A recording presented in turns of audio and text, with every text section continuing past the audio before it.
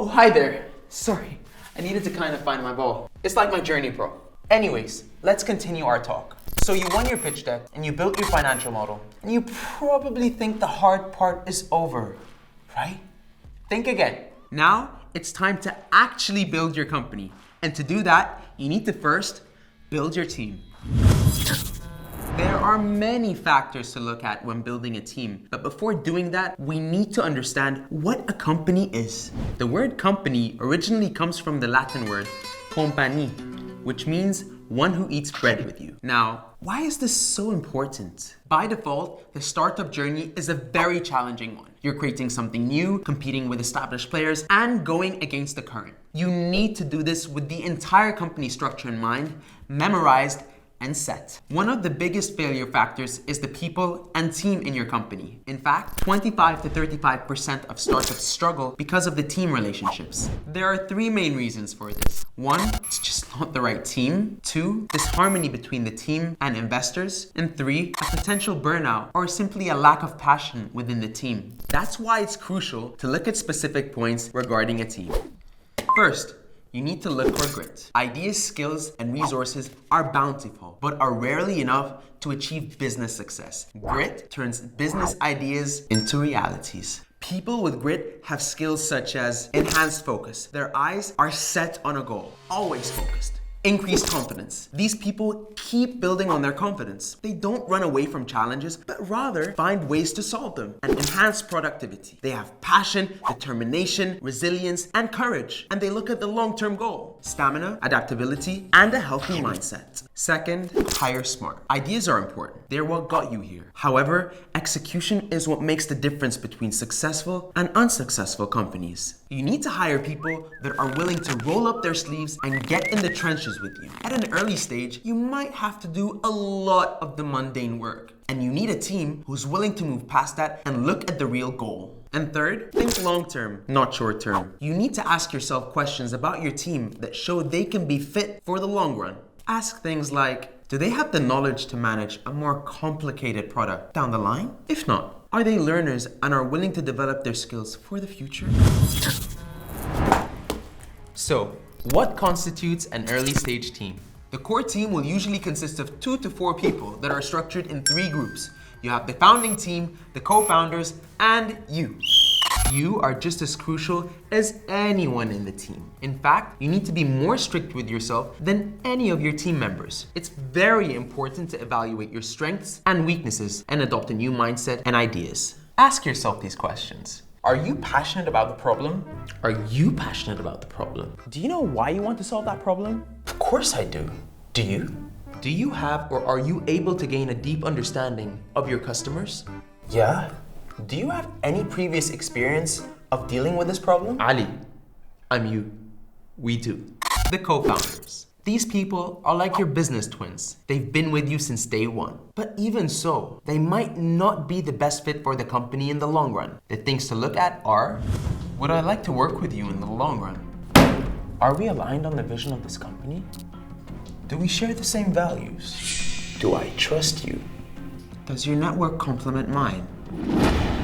Have you shown grit for this company? Providing equity for your founding team gives them more purpose and incentive. When a company just begins, usually salaries are below the market value, so the team needs to gain trust when working by having an equity share. When looking at the commercial framework, usually co-founders should have a significant equity share. This would be 15%, but could raise all the way up to 49%. Make sure not to have a 50-50 share because it might be very tricky for decision-making purposes. Also, make sure there's vesting of equity. So if a co-founder leaves after a short period of time, their equity share can be returned back to the company. Make sure that the equity vesting is 4 years. This means that you allocate the shares, but the shareholders can only access them once they are fully vested. You also need to have a founders agreement. So a founders agreement is a contract that the company's founders enter into. It governs their business relationships and shows the rights, responsibilities, liabilities, and obligations that each founder should undertake. Topics that are addressed in a founder's agreement are transfer of ownership, ownership structure, confidentiality, decision-making and dispute resolution, representations and warranty, and choice of law. The questions that need to be asked in this agreement are divided into 3 categories: strategy, ownership structure, and management questions. It is important to avoid any potential disagreements. It's the most fair and just way to proceed before actually starting your business. And now, the founding team. So the founding team are the first couple of strategic hires that are growing the company. They're usually between 2 to 4 people, and they're willing to do all the messy and dirty work that happens at the beginning. To see if the founding team is a good fit, you need to assess their skills. Are your skills complementary? Are you passionate? Do you appreciate my work ethic? Have you shown grit in your career? Do we share the same vision? And then you have your mentors. Mentors are a great sounding bell that can allow you to avoid mistakes and deal better with challenges. They're usually 1 to 2 people depending on your company's needs, and it's important to choose them at an early stage. The mentors are usually generalists or people who know about the startup world and have entrepreneurship experience. Ask yourself these questions when assessing a mentor. Do they have founding or industry experience?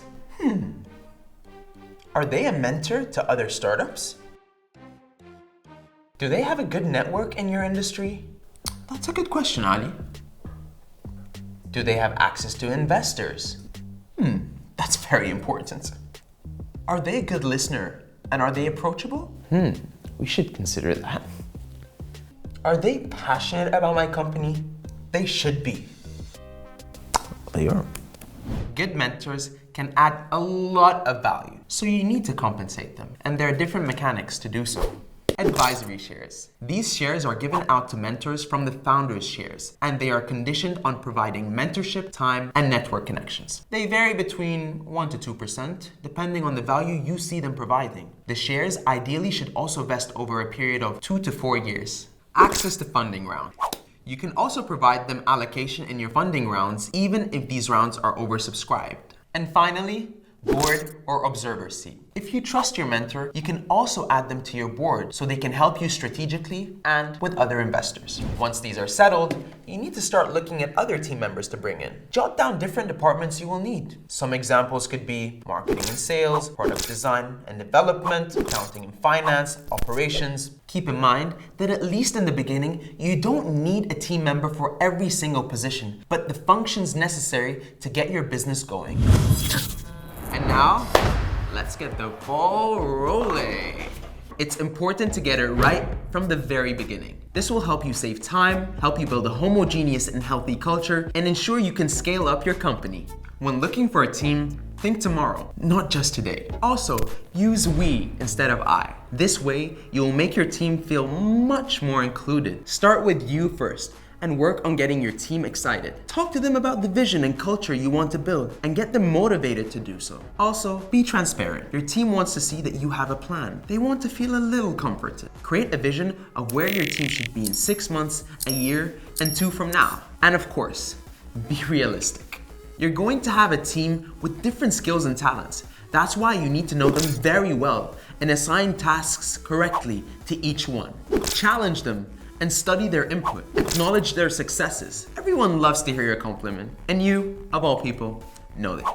Also, keep in mind that personalities matter. In fact, 46% of employers use personality or psychological tests in their recruitment phase. And last but not least, don't lose your cool, no matter how tough it gets. Now we're going to talk to Victor Kyriakos, a venture capitalist with more than 10 years of experience in investing, building, and scaling startups in the MENA region. Victor is now a founder himself, and he will be giving us some of the tips and tricks on building a successful team in this Q&A. Now let's go. Hi, Victor. Hey, Ali. How are you? Thank you for being with us today. Shoot. Okay, as an early stage investor, to what extent does the team element affect your investment decision? At that stage, there's too many unknowns that we cannot control. What we can control as an investor is the team we are backing. And that's why we take our time to understand their capabilities and see if they have a fit with the venture. And I focus on the team aspect because, again, for us, at an early stage, there's too much risk involved in investing. And what do you look for in founders in terms of both hard skills and soft skills? When it comes to hard skills, we're looking at complementary skill set. So let's say a founder that has a commercial background with a founder that has a technical background. And the main reason for that is that at an early stage, you have a very limited resources as a company, so you're not able to hire all the resources that you want. And the co-founders have to step up to the plate and fill those gaps. When it comes to soft skills, what we look for is passion. So do those two co-founders have the passion to solve that problem? And the third angle that we look for specifically for us is the collaboration and the openness of the two founders, because we play an active role in building the companies with our partners or our founders. Yeah, of course. And perhaps what is your advice for founders looking for co-founders? My advice is take your time. Apply a mindset where you hire slow, fire fast. And when you find a co-founder that has a good fit, take your time. Engage with him in a multi-stage approach that allows you to build trust. And as you build trust, you can provide him with more ownership of the company that you're building together. This approach might take time early on, but will save you a lot of time and challenges and friction in the long run. And from your experience, what are the best practices in building the founding team? And can you codify it? Your founding team is a close-knit tribe in a way. It's the nucleus of your startup, and it's typically 4 to 6 strategic employees that will help you take the venture off the ground and into the next level. When you choose them, try to choose them with complementary skill set, but also do embrace diversity of opinion, of gender, of background. And how can early stage startups compete in the war on talent against more established scale-ups and corporates? By doing 3 things. One is explain your why. Today, it's very important for you to articulate why you're doing what you're doing. And what that allows you to do, it allows you to attract like-minded people that are aligned on your mission and that want to create meaning for the work that they do. So that's the first thing. The second thing is be flexible. Provide that flexibility when it comes to the hours of work, when it comes to the benefit. Think remote first, and that can give you an edge. And the third thing is equity. Provide those early employees with equity that vest over a specific period of time. That will allow them to stay with you for the journey and at the same time get compensated significantly if the company is successful in the long run. And Victor, they say don't partner up with your friends. Do you believe this? And why? Great question, Ali. Choosing your friend as a partner is a double-edged sword. Sometimes it works, sometimes it doesn't.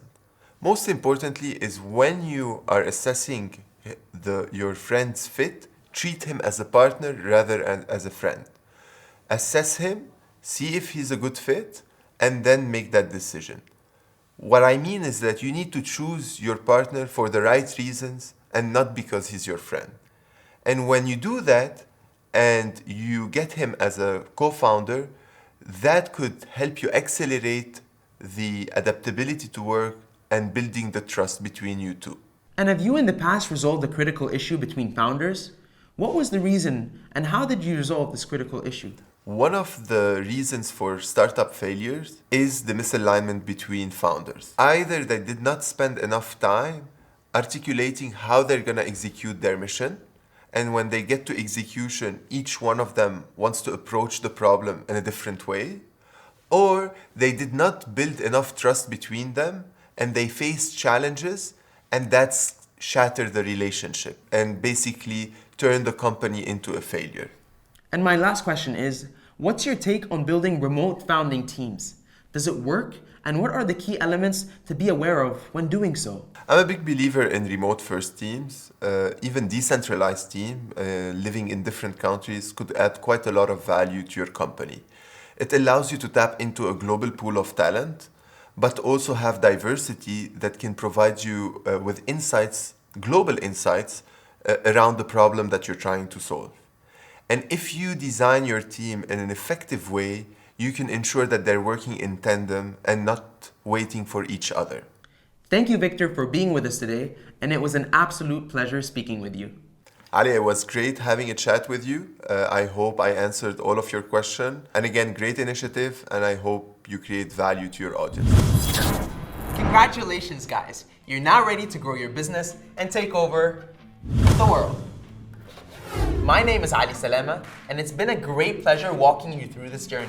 I hope you enjoyed the ride, and I hope to see your business soon.